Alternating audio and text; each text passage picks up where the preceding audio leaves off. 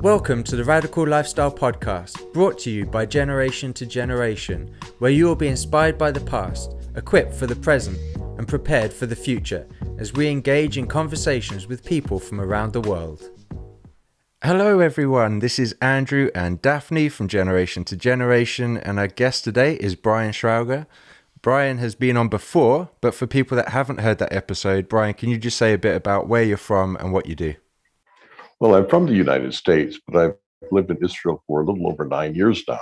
I'm a journalist here, and I work with USA Radio Network, a network of radio stations in the U.S., and I write periodic articles that are published in the Jerusalem Post, and I have a website called the Jerusalem Journal. So that's what I do. Okay. And for people listening that want to go and check out your writings, I know you mentioned one website there, but can you just say what the links are? The easiest way to find my writings is to put in my name, Brian Schrauger, into Google, and you could add the Jerusalem Post or you could add Jerusalem Journal on that. But if you put in my name, Brian Schrauger, and then click on news, you'll instantly get a whole bunch of options. Okay, and I'll find some of the main ones and I'll put those links in the description. Sure. But yeah, there's a whole load of things for people to check out. So go Google and do a deep dive. Yeah, it's easy. It really is. It's the fastest way to find it. Fantastic. Well, Brian, we're really, really pleased to have you on. I mean, we're counting you as a friend and almost a colleague in the walk that we're taking in life at the moment. But it's not very often that I read something quite a long time ago and it really sticks with me. I mean, apart from the Bible, of course, and a few other things. But you wrote a while ago about an article called Why I'm a Zionist, and the story of that was something quite unique to be treasured. And we asked you to come on to take us through that story. So you say you're living in Israel, but take us way back in time to something that happened in your life that was tragic and beautiful at the same time, that started you on this journey. Well, I'll try to be succinct. I have 3 sons, all grown. The oldest is now almost 35, almost 36. The youngest is turning 27 in a couple of days, and the middle son in Earth years is, I think, 33, I think. Yes, 33. The middle son's name is Taylor, and in 1998, when he was 10 years old, he was diagnosed with a huge cancerous tumor in his left hip, in the socket, in that dish where your hip bone is located. And so it was hiding down in there. It was very big. And he immediately began chemotherapy, lost his hair, and that's when I first did this, doing it with him. And about 3.5 months later, on August 31st, 1998, his left hip and leg were amputated to get the tumor out. So he was definitely a radical amputee. There was no stub. There was no way to do a prosthesis. And perhaps the most one succinct way to communicate his spirit is this story. When I went in to see him, he's 10 years old, and when I went in to see him after the operation where his leg had been amputated, he was lying on the table. He had an oxygen mask blowing oxygen up on his face, and his eyes were kind of shut. So I didn't know how alert he was, but I leaned over and I whispered in his ear. I said, "Hi, honey, I'm here. I love you." And I kind of stood back. And as I stood back, I heard him do something like, it sounded like, I couldn't understand what he said. I said, "I'm sorry, honey, I couldn't understand. Let me put my ear back down and tell me again." And so with his eyes still shut, and by the way, there was some question as to whether or not the leg would be amputated. So he wouldn't feel it, of course, but in any case, so I put my ear back down. And with his eyes still shut, he said to me, Now I should be able to get a really good deal on shoes, at least 50% off. What a boy. How did you handle that? I mean, I laughed out loud. I said, "You're the bravest man I've ever known." It took like moxie and guts, to respond in that way. In any case, so that's what happened. That's Taylor, and he demonstrated that spirit all throughout the time that he fought cancer. Right? There are just countless stories of his humor and wit. He did not slow down. On one leg, he sped up. The cancer was gone, as far as we knew. And then 1 year after he was first diagnosed, it was shown to be back. And so then another year he fought it, but it went to his lungs, and he died on May 31st, 2000. So it's been 21 and a half years now.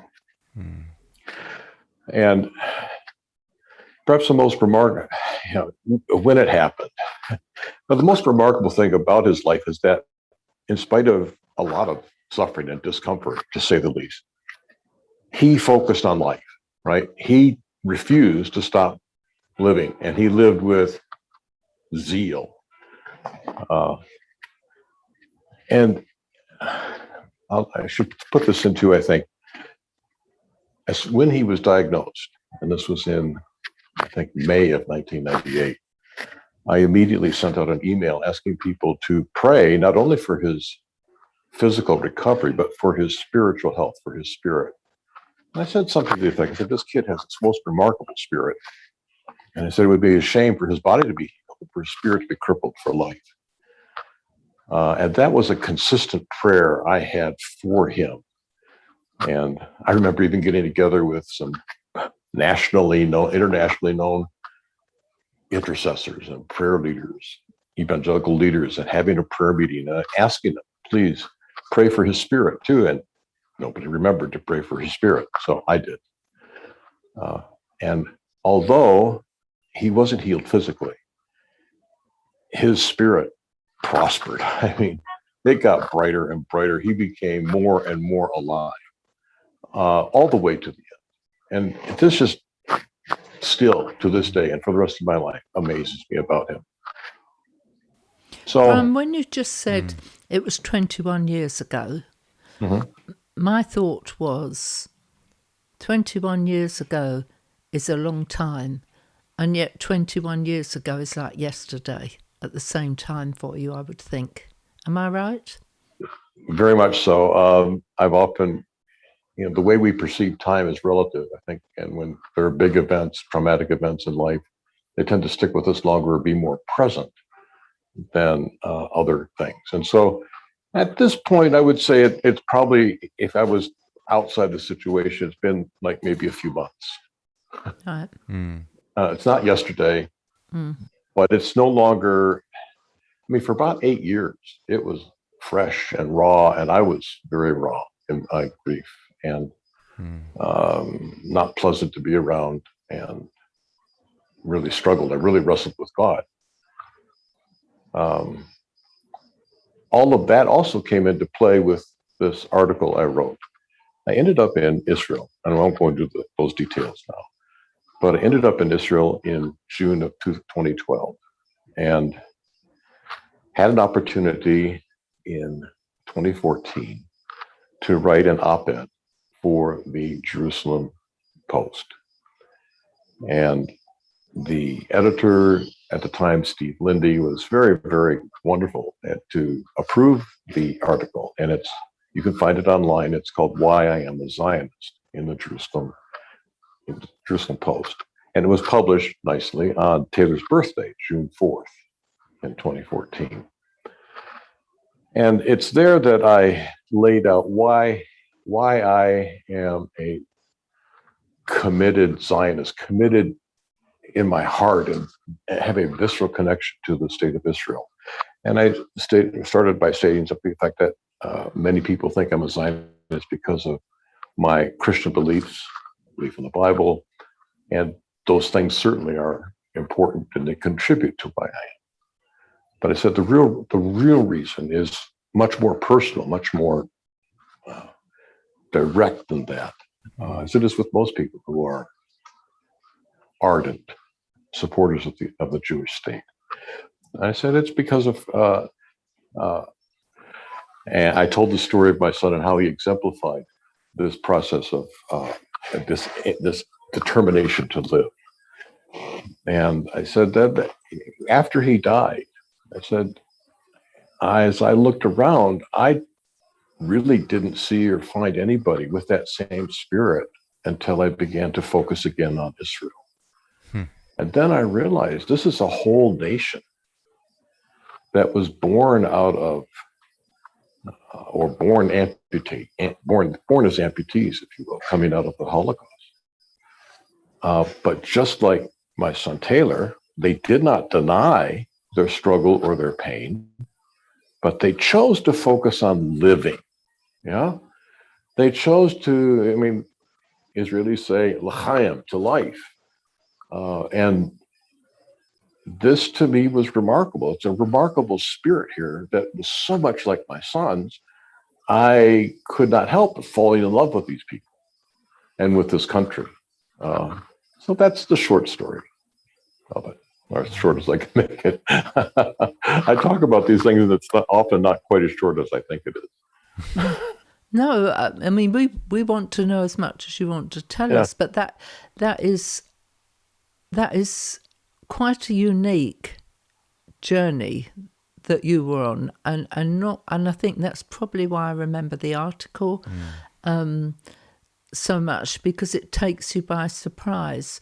So when you're talking about Israel, do you still see them?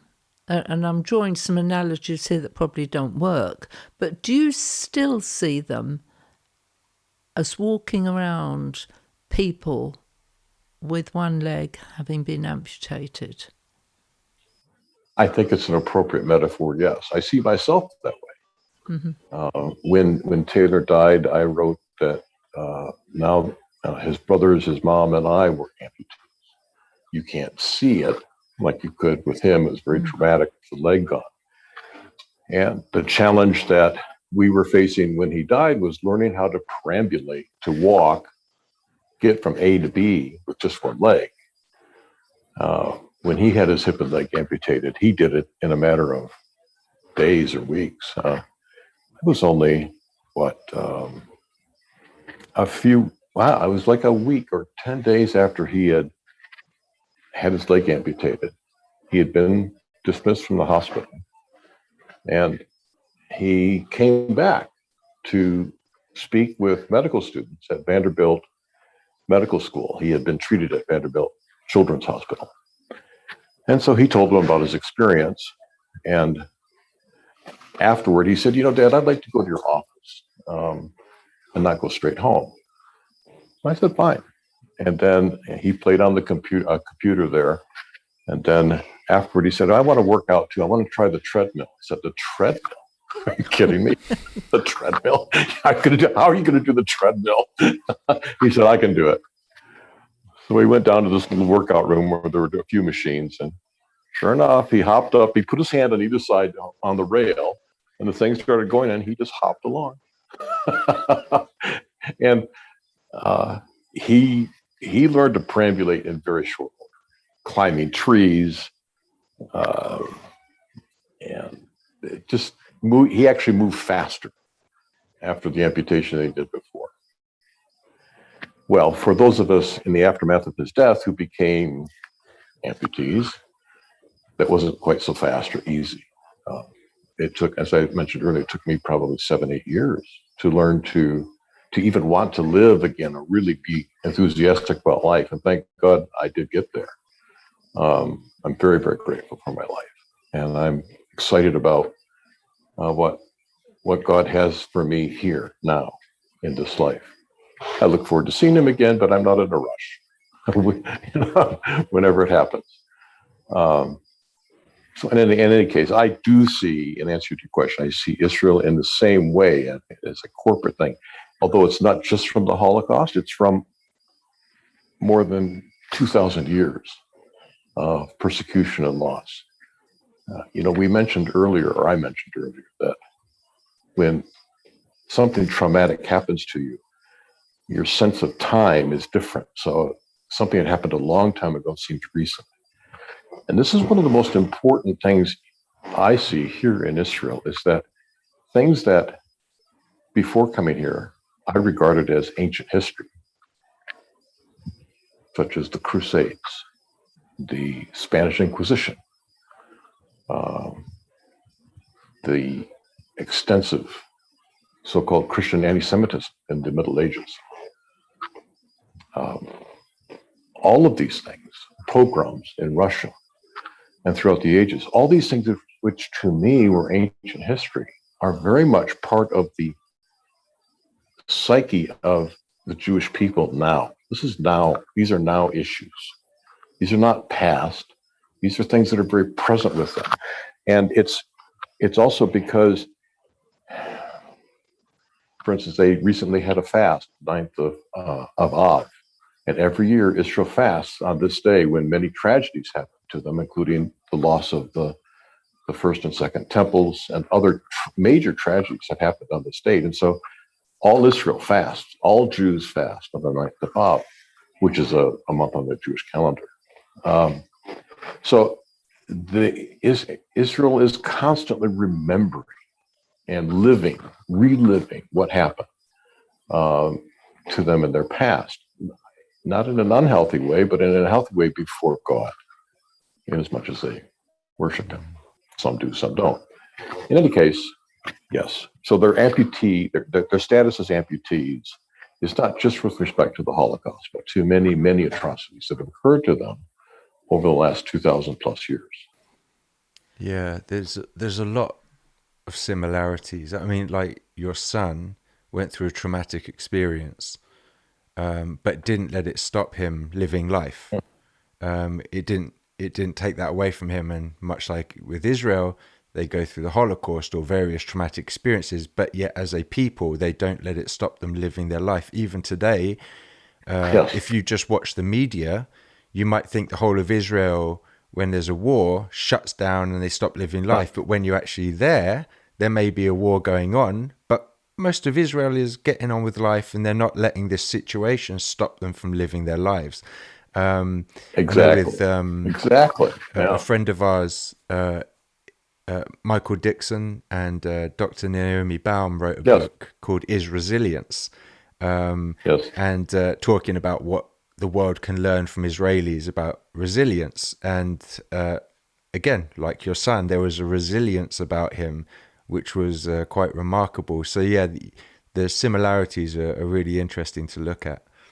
I think a lot of it also is a choice on what to focus, and also a willingness to live in a broader sense and not on the basis of just one thing or one or two things. I think in the West, we often think, okay, I will be happy after I make a lot of money or achieve vocational success or become famous or have a family or get married, have children. And or when I retire. And so we postpone enjoyment of life because we're focusing on this has to happen first. Israelis are not like that. They focus on everything they have to do. They don't deny, for example, that many of the nations around them want to destroy them and have since their rebirth in 1948. And they do everything. They work hard. They fight hard. But at the same time, they choose to live. I don't know the exact stats that are the most recent illustration of this, but there are stats. There's a happiness index that's published every year of people who are the happiest in what countries. And Israel's always very high up on this list, which is remarkable because they are under constant existential threat. But they choose to live. And so the whole thing of l'chaim, to life, is a biblical principle. We see it in the teachings of Yeshua. He said, I came to give you l'chaim, chaim, life, and to give it more abundantly. So he was very much in the center of this Jewish sensibility, and he said he said that he personified it, and he wanted us to have it too. But we don't see it too much. It is here. To another analogy I have seen as we've been talking, when I said to you it was 21 years ago, and yet it was yesterday, a few months ago. Mm-hmm. I think if we don't live in Israel and we're not Jewish, it is n number of years ago to us. I mean, and that is very often how it is, when somebody has, like you have the tragic loss of someone close. To everyone else, it's like, oh, well, that was 21 years ago, which is why I wanted to press pause on that moment and appreciate that. Very good, yes. But we have to remember that it is also a few months ago to them. And we can't go, well, that was in the 1940s, or that was when. No, right. Oh, no. It is also a few months ago. Have I got it right?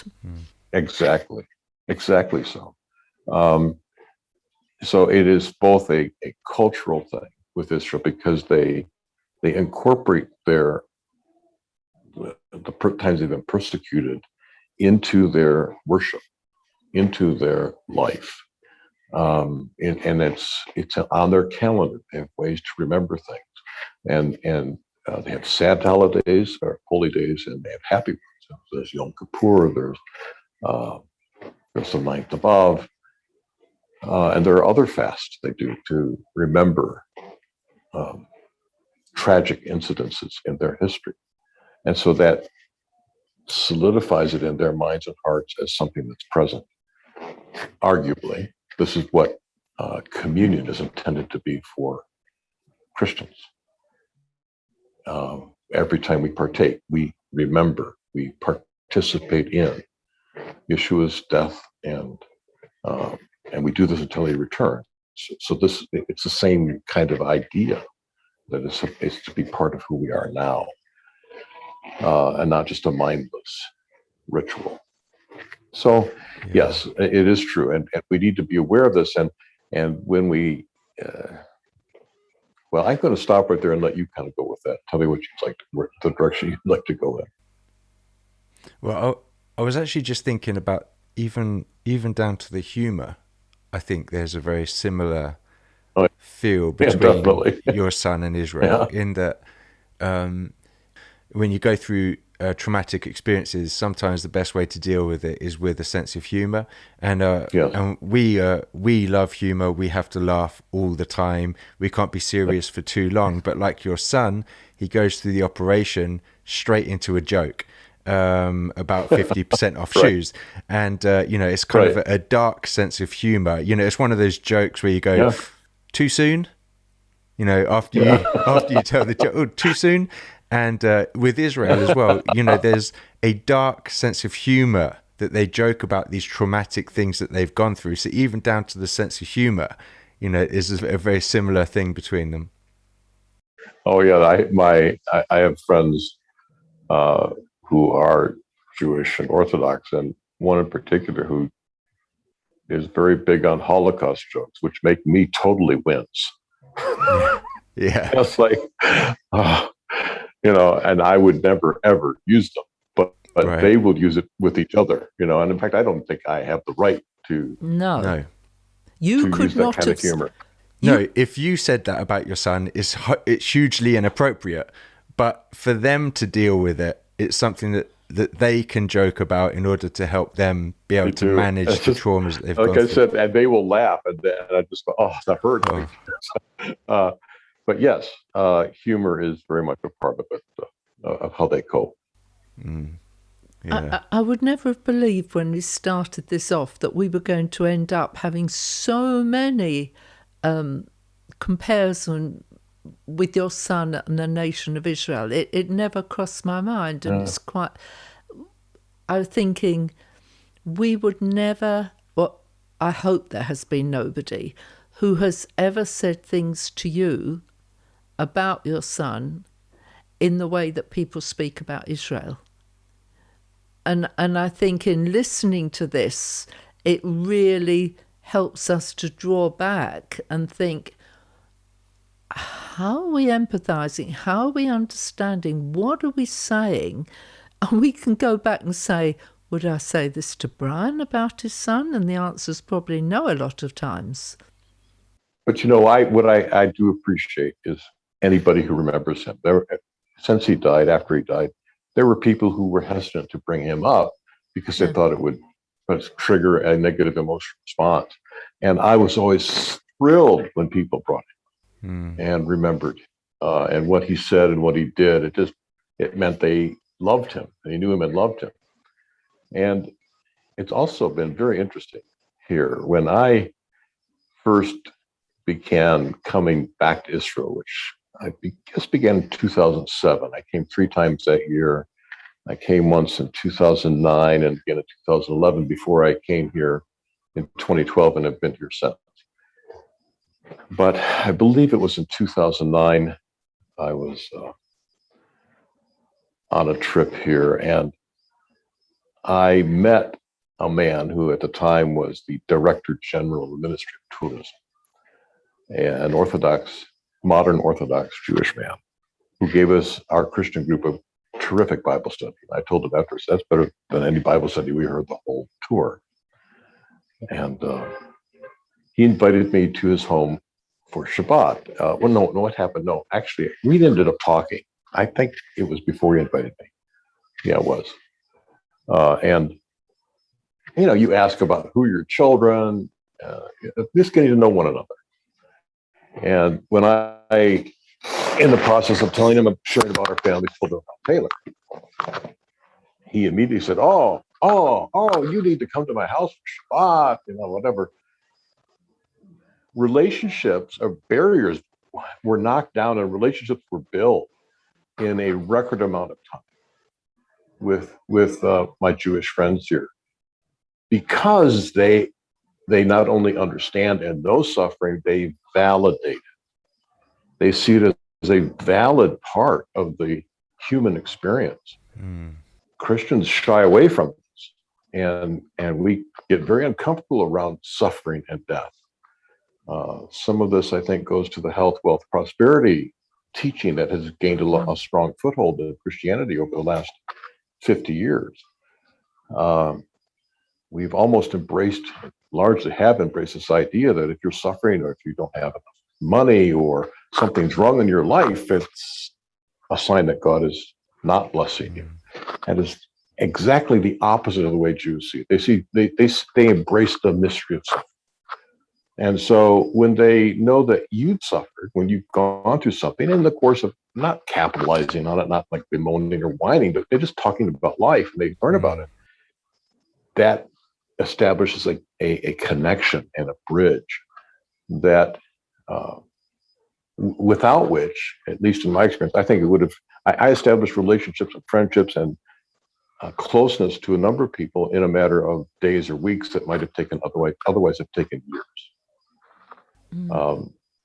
There was a certain level when I first came, definitely. It was definitely there of distrust because they knew I was a Christian. And so they were, are you here to missionize us, to convert us? I remember telling the director of a well-known radio station network here in Israel, sitting down with him, I said, I'm a Christian, you're not. It's fine with me. And I said, you should know I'm not here to convert anybody. I can't convert myself from not eating junk food. I said, I'm here to learn. And no matter where you stand on the Great Commission, it is universally true that we cannot convert anybody. Yes? That's not our job. We are to bear witness to the integrity of our faith. And the content of what we believe is often known better by Jews than by Christians. They also, though, remember 2,000 years of things that were done to them in Yeshua's name. So the way to bear witness to the integrity of our faith among the Jews is just to love them and respect them. And period. Yeah. And do that without compromise. I mean, I don't have to deny my faith at all to do that. It affirms my faith. But it also puts me in a position of, I also adopt, and I think Christians, we need to adopt a position of humility. I've seen a lot of believers come to Israel and sense, oh, we're the tree, you're the roots. You know, we're above you, we've surpassed you. And that won't work. That's not working. Especially if you take the roots out, you die. So anyway. Yeah.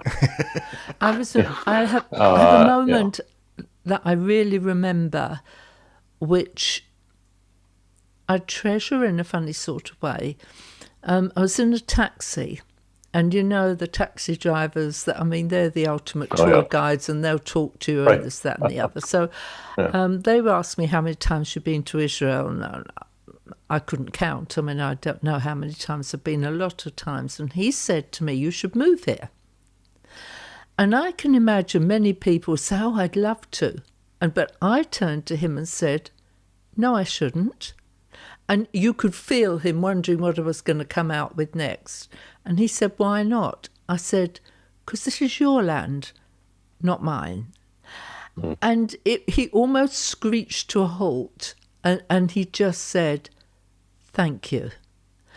And Wow. And thinking about this, I think our insensitivity to who we're speaking to and how we're speaking, we think that we're doing them a favour by some of the things we say, where in actual fact, we're really pouring salt in the wound and going back again to you and your son.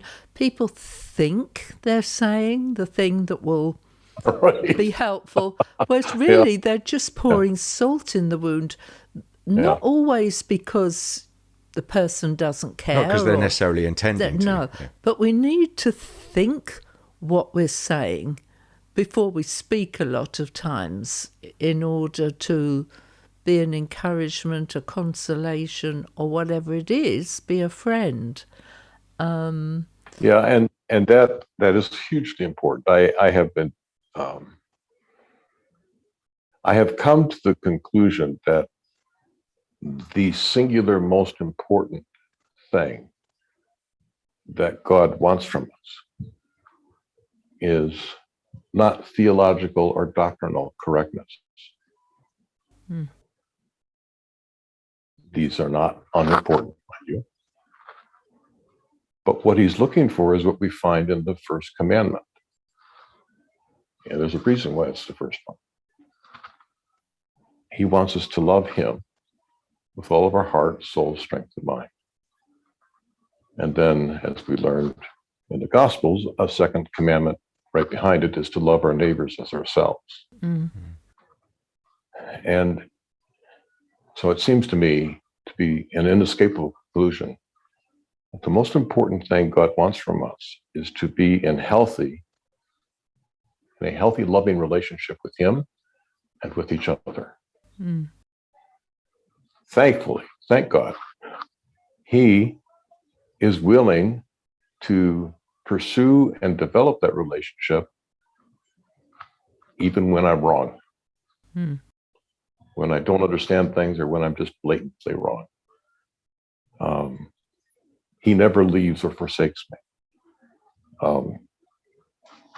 And that's his priority for us. Well, when I was, before we was talking, and I said I had two reasons that we wanted to invite you. One is because we really wanted to understand this connection between the death of your son and you being a Zionist, which you can't build that bridge by yourself. You've got to have you here to help us on it. So, and that has been, this will leave me thinking for quite a long time and thinking this through, but also wanted to do it to honour your remarkable son. And, somebody said recently on a podcast, just because somebody died doesn't mean they didn't live. And Exactly. yeah, and that was somebody who lost a son, so To cancer as well. to cancer as well, so they get it. And so, I do want to honour him and honour your story with him. And thank you. Thank you for being willing to share it with us. Well, I would. I two things quickly, Ben, on that. No, I it's wrote fine. a book. I wrote a book about Taylor called "Walking Taylor Home." Oh, You can find it online. It's not in print, but you can pick up copies of it, and it's the story of his life told as it happened. And then on YouTube, I have a video biography. It's about 6 minutes long, I think, 6.5 minutes long. And if you go into YouTube and type Taylor Schrauger and then maybe add life, you'll find the video.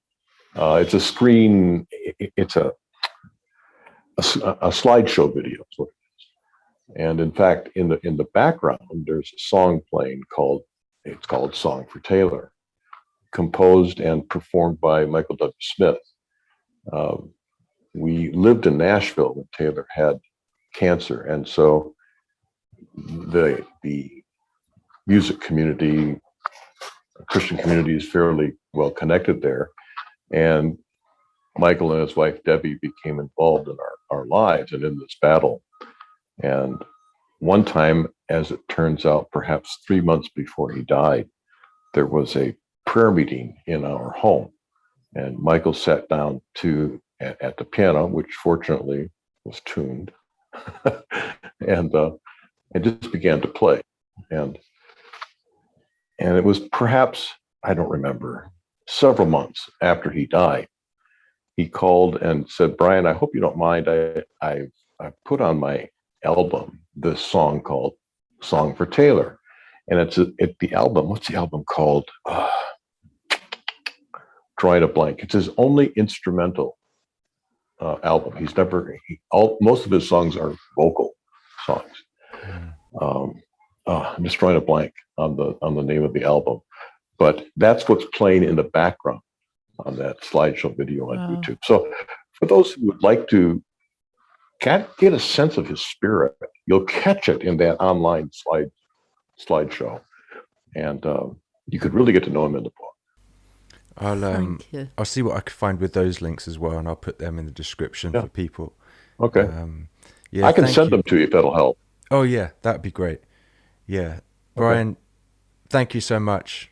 It's always fun to get to talk to you and catch up. But thank you so much for coming and sharing this story with us. We really appreciate it. Likewise, Andrew, Daphne, I love your spirit, love your humor. I hope to see you here soon. Yes, us too. Bye, Brian. Thank you. Bye-bye.